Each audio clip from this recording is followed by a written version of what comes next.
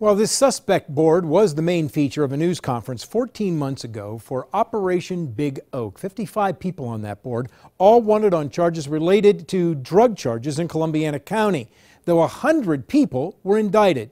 Tonight, a First News follow-up on the status of those indictments. How many are in prison and how many are not? I'm very pleased with the outcome.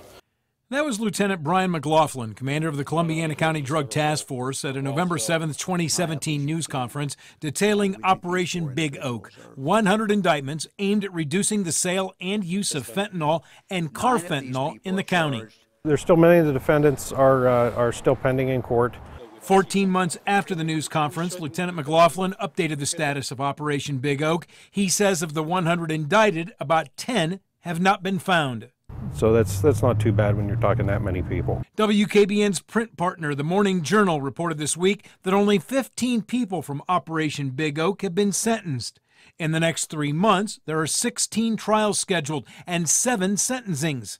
18 are under community control and 6 cases were dismissed. The court system takes time. That was a large caseload for we only have 2 common pleas court judges that are handling these cases, and they were actually assigned to 1 courtroom. On the original suspect chart were the Jacksons of Cleveland, 3 brothers and an uncle, considered the ringleaders. Allen's trial starts March 5th. Anthony remains at large. Jermaine was to be sentenced but failed to appear, and Tremaine's in prison for something else. The day after the news conference, some of those indicted appeared in court, some of whom were also drug users.